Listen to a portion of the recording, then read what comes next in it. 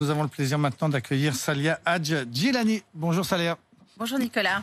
Vous nous faites voyager tout l'été, vous êtes journaliste au Petit Futé et vous nous donnez vos trucs. Et aujourd'hui, vous nous amenez à Reims, dans la Marne. Oui, donc c'est à seulement 1h30 de Paris. Alors c'est une ville agréable, à taille humaine, à l'architecture assez éclectique, avec pas mal d'art déco et d'art nouveau, mais peu de bâtiments vraiment anciens finalement, dans la mesure où la ville a été détruite à 80% pendant la Première Guerre mondiale, puis reconstruite dans des styles assez différents au XXe siècle.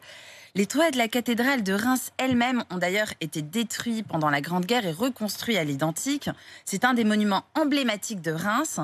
Et elle est inscrite au patrimoine mondial de l'UNESCO, notamment en raison de son rôle historique pendant 1000 ans, puisque du 9e siècle au 19e siècle, c'était là que les rois de France venaient faire leur sacre. Il y en a eu 33 au total, tout de même, Nicolas.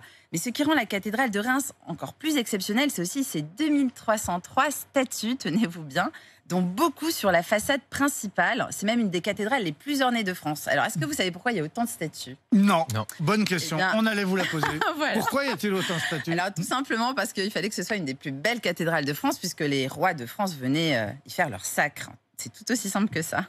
Très bien. Et donc, au-delà des statues, il y a aussi des vitraux, de superbes vitraux au niveau du cœur de la cathédrale qui ont été exécutés par Marc Chagall, tout de même. Et il y en a aussi d'autres, beaucoup plus contemporains, par l'artiste allemand Knöbel. Ce sont deux styles totalement différents, mais c'est tout aussi joli. Alors, le soir, on peut assister à des spectacles à la cathédrale. Oui, alors c'est un spectacle son et lumière superbe, vraiment avec des projections sur la cathédrale. Ça s'appelle Régalia parce que ça raconte justement la journée du sacre d'un roi de France. C'est entièrement gratuit et tous les soirs à partir de 22h30.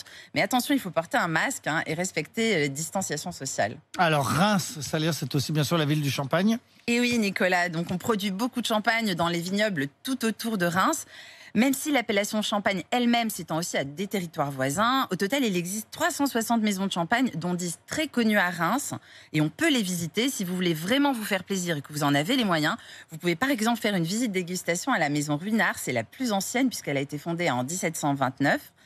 Mais bien sûr, il y a d'autres maisons de champagne avec des tarifs beaucoup plus accessibles parce que la maison Ruinart, c'est quand même 70 € par personne avec dégustation incluse. Normalement, c'est 20 €, on va dire. Bon. Alors, votre conseil Petit Futé, Salia, c'est d'aller faire les vendanges. Oui, si on peut. En fait, il y a un événement absolument génial. Ça s'appelle Vendangeurs d'un jour. Il aura lieu entre mi-août et début septembre. Ça dépend des dates des vendanges. Cette année, elles sont beaucoup plus tôt que d'habitude.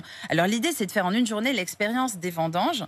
Et donc, c'est chez des petits producteurs dans toute la région Champagne, y compris autour de Reims. Et à la fin, vous aurez droit à un petit verre de dégustation et vous repartirez avec quelques grappes de raisin et un petit diplôme. Alors, c'est 49 € par adulte, 15 € par enfant et c'est gratuit pour les moins de 7 ans. C'est vraiment une belle expérience à faire en famille ou entre amis. Voilà, on paye pour faire les vendanges. Moi, je croyais qu'on était payé pour faire les vendanges. Non, mais là, on repart avec des petits cadeaux quand même. On a une dégustation. On déguste. Merci beaucoup.